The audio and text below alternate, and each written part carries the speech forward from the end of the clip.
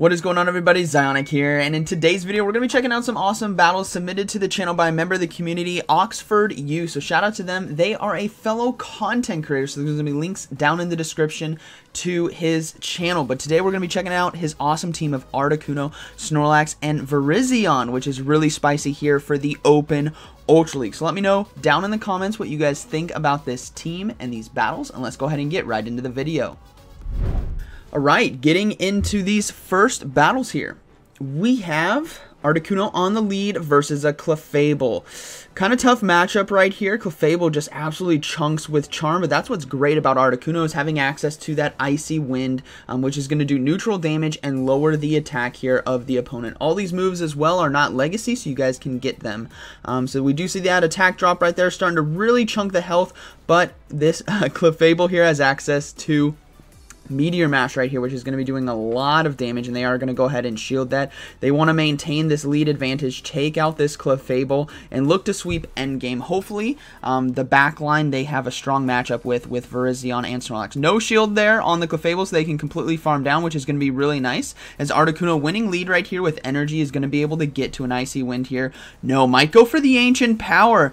This is definitely going to be doing a lot of damage to the opponent. Will we see a shield here from the Talonflame? No shield right there. That is a lot of super effective damage right there. Able to chunk the Talonflame. We are going to see the Snorlax now come in. What's great about Snorlax here is it can survive a Flame Charge and a Brave Bird, but not a boosted one. So there goes the Brave Bird. Not too much damage, as you guys can see. It was actually quite a bit. That's a Snorlax. They're going to go ahead and go for a Superpower now as we see the Umbreon swap in. Now the backline here does have access to Superpower and Close Combat, so this Umbreon is not going to like that. Virizion now coming in, so we're going to see what it can do, and Quick Attack is actually a very nice fast move right here on Virizion. It could have better fast moves, but Quick Attack is definitely better than Zen Headbutt.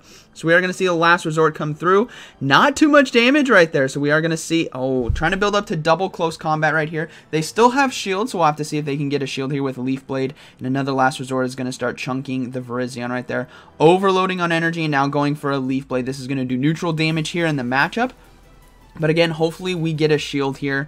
No shield, which is unfortunate, so they're going to have to go for another double Leaf Blade right here. They can't throw the Close Combat just yet. They still have Snorlax, though, with a bit of health and a little bit of energy. The Umbreon decides to let it go, so they're hoping to win this game now with that Talonflame, but let's see how this plays out. Last Resort is not going to be enough damage to take out the Virizion. We are going to see the Talonflame come in. They're going to go ahead and go for the Close Combat. If this goes unshielded, this is going to do quite a bit of risk. No shield! Boom! Takes it out, and that is going to be a good battle. Very well played. They were expecting the Leaf Blades, which is double resisted because of fire flying.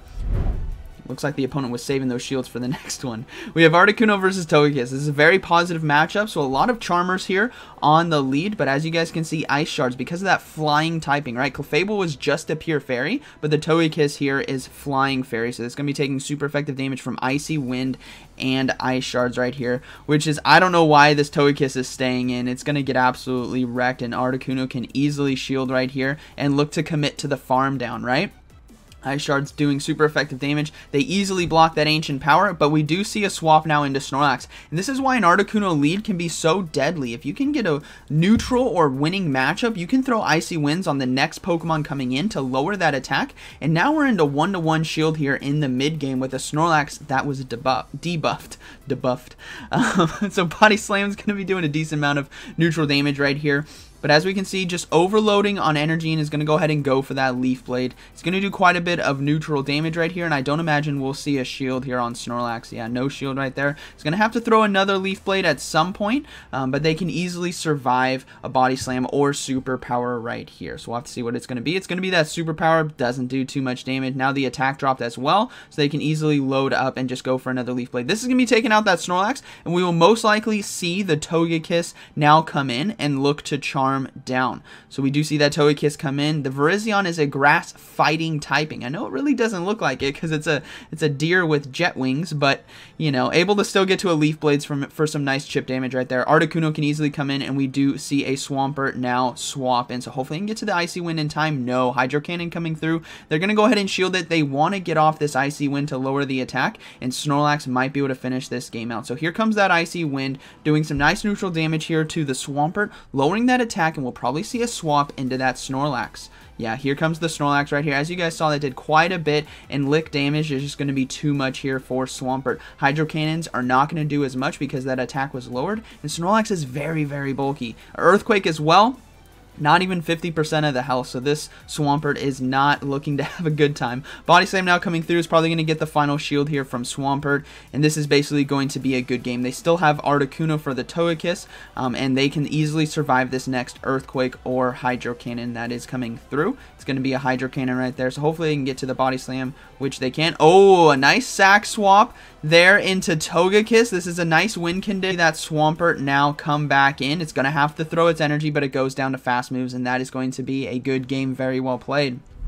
Moving into this next battle, we got Articuno on. Depends on what they have in the back, but Cresselia with Psycho Cut, Moonblast, and to the Articuno. We're going to see that Virizion now come in. Virizion, again, being that fighting typing, is going to hit in a previous battle before an Icy Wind debuff. This time, Last Resort is doing absolutely nothing, so they don't come back in. So they're going to go ahead and go for a Leaf Blade Shield Bait right here. No shield on the Umbreon. Cresselia, I think, is going to be able to get to another Moonblast, which will do super effective damage because of that fighting typing here on the Virizion. Leaf Blade now coming through, chunks the health there, and beautiful. Perfectly timed right there. This Moonblast is going to be doing a decent amount of neutral damage, but they're able to farm down. Now, we're probably going to see that Umbreon come back in. No, a Swampert's going to come in, so they don't want to debuff themselves with superpower. No shield right there. That is a very interesting call. Here comes another body. There goes the first shield right there from the Swampert, and Swampert is just trying to overload. And here comes the double charge moves. Now, they still have Articuno. They still have Virizion, which has a Leaf Blade. Survive this Last Resort and probably come in with Articuno right here. No, gonna look to stay in, and hopefully Umbreon, like we saw before, it's very, very bulky. But hopefully they're gonna go. Yeah, they're gonna go ahead and swap into Articuno. Look to soak the charge move, save that shield. And they can easily close this game out with down to committing to the farm down. And we will see an Icy Wind now come through. Hydro Cannon, though, able to win that CMP tie. This is going to be taking out Articuno if they decide not to shield, which it, oh, barely able to hold on right there. Able to get the Icy Wind off in time for some neutral damage and lowering the attack. And that is basically going to be a good game. Very well played. Ice Shards might be able to close this thing out. Yes, it does. Articuno able to close it out there nicely. All right. We have Articuno on the lead versus Galarian Stunfisk. This is a tough matchup that you do not want to see, but they're going to look to maybe try to catch the Rock Slide right here. They're looking to stay in and going for Icy Wind. Remember, Articuno being a flying ice type is going to take so much damage from Rock Slides, but they want to get this Icy Wind off and hopefully try to catch the charge move. They tried to catch it right there, which is unfortunate. They won't be able to. This Rock Slide, they're going to go ahead and shield and try to look to catch the next one, I imagine. So let's see. Nope. Able to throw the Rock Slide right away. This is going to do a lot of super effective damage, but their attack was debuffed right here. Still about 50%, so Galarian Stunfisk not doing too much damage to Articuno because of the Icy Wind debuff, but let's see how this plays out. They might try to catch the next charge move right here, just chunking the health. Let's see. Nope, here comes another Rock Slide. They could actually survive this one because of that second Icy Wind attack debuff. So able to hold on right there, but can they get to a third Icy Wind in time?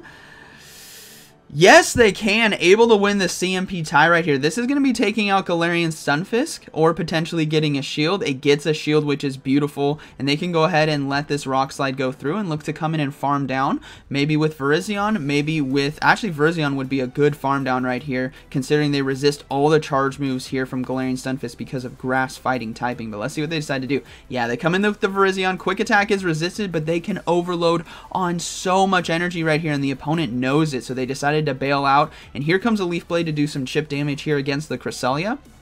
And then we will see that Snorlax now come into this matchup right here.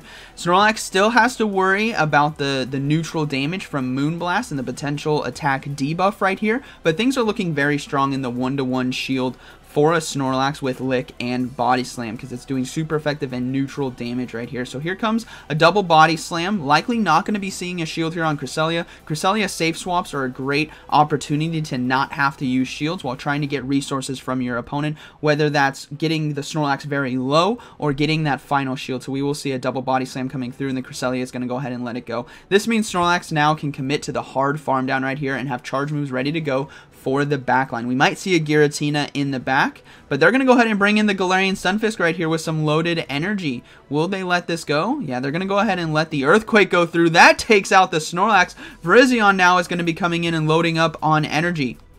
Cresselia is extremely low, but what is the final Pokemon going to be? It is going to be that Cresselia is coming in. They're going to go ahead and commit to the hard farm right here. Hard farm down there with Virizion, and it's going to be a Gyarados in the back, which is unfortunate. Virizion has nearly 3 Leaf Blades right now, which will be doing neutral damage because of that flying water typing. Absolutely chunking right there. So there is nothing this Gyarados can do. That Virizion commit to the hard farm right there against Cresselia was absolutely mandatory, and that is going to be a good game. Virizion putting on an absolute clinic right here, able to handle a lot of the meta Pokemon that we are seeing, and the Gyarados goes down, and that is going to be a good game, very well played. We have Articuno on the lead versus Cresselia. Again, Cresselia leads are very strong, very neutral in a lot of matchups, even ones they lose against, maybe like an Umbreon, for example. You still have Moonblast for super effective damage, which is why it's such a strong lead. But they're going to go ahead and shield that first charge move like we saw in a previous match, because it is going to be the hardest hitting one after this Icy Wind does come through. So we'll have to see how they decide to play this out, but keeping the Cresselia away from Virizion is definitely ideal here for Oxford U. We are going to see another Icy Wind come through, which is great. Able to get two of them off before another Moonblast does come through. But let's see what the opponent decides to do. They're going to go ahead and keep loading up on energy. Throwing the charge move now. Articuno does not have to shield anything right here. Can easily survive these charge moves, especially after the double debuff. Moonblast did absolutely nothing right there. So Articuno definitely looking very strong in this lead matchup after shielding that first charge move, and can likely win the lead without having to give up another shield. Let's see what the opponent decides to do, though. They're going to go ahead and throw the Icy Wind. We may see a shield here from the Cresselia. Let's see what happens. No shield right there. That means the Articuno can easily farm down right here. Doesn't have to give up any more shields. And going to be able to survive a Future Sight or a Moonblast, whatever comes through. It is going to be another Moonblast. Able to survive that and farm down. Now they can throw an Icy Wind versus whatever comes in to lower that attack. Let's see what decides to come in, though. Oh, they decided to bring in a Talonflame right here, so they're going to go ahead and go for the Icy Wind for that debuff and a potential shield right here from the opponent. No shield right there, so the attack did drop, which is definitely nice. They're going to have to bring in the Snorlax here. Again, Virizion being that grass fighting typing is not going to like a Talonflame, but Snorlax can easily survive a Brave Bird right here, and it is going to be a Flame Charge, though. Doesn't do too much damage, but it is going to be boosting the attack here of Talonflame, and they're going to really want to pressure here with Body Slams to get shields away from their opponent. Now, if they had Cresselia on lead and Talonflame, there's got to be something in the back that is weak to fighting, because those are two hard counters to fighters, so I imagine something maybe like an Umbreon or a Snorlax, maybe a Galarian Stunfisk. Something's got to be weak in the back to fighting, but we are going to see Snorlax here able to get to another Body Slam, and it's going to be an Obstagoon. That makes sense. Here comes the superpower. This is going to be doing massive super effective damage. Boom! No shield right there on an Obstagoon, which is really confusing for me, because obviously they gotta know it has access to superpower. Night Slash as well is going to be massively resisted because of that fighting typing, and Virizion right here looking incredibly strong. This Obstagoon must be running with Gunk Shot right here, so will we see a shield on the potential Gunk Shot? I don't know how many fast moves that was. No, it's just going to be another Night Slash. That does nothing. They're just going to commit to the hard farm here against the Obstagoon, knowing that it is not running Cross Chop. They're going to go ahead and let this thing go through. Another Night Slash, going to be resisted, and an attack boost though, but they have basically three. Oh, they're going to go for double Close Combat right here. Close Combat, even though it is resisted, is going to do massive damage here against the Talonflame. Gets one shield. Here comes the next Close Combat. This should be taking out the Talonflame. If not, they can easily swap into Snorlax and finish this game off. Barely not enough, so they're going to go ahead and swap into Snorlax and able to lick down, and that is going to be a good battle. Very well played. So able to go 5-0 in that set. Really great showcase of this team, and Virizion very, very strong here in this meta. You obviously wanted to keep away from stuff like Giratina and Cresselia like we saw today, but having access to Leaf Blade for those Swamperts or even neutral damage to Cresselia, having access to Close Combat for Umbreon, Snorlax, maybe Galarian Stunfisk or Obstagoon like we saw right there is great coverage here on the meta, pairing it with an Articuno lead, which as we saw did very, very well well for them, getting a lot of debuffs, having to sacrifice one shield but able to get it back because they lowered the attack of that second Pokemon coming in. So really strong team built here by Oxford U. Again, fellow content creator, you guys can go check out his channel down in the description. Thank you for sharing this with us. Did you get a hundo? No, not a hundo right there. And they did climb up to 2993 with this team, which is really awesome to see. So let me know what you guys thought about this team and these battles. Did Virizion surprise you? It definitely has a great moveset for this meta. So I hope you guys enjoyed today's video, and like always, thank you for watching, and I'll see you in the next one.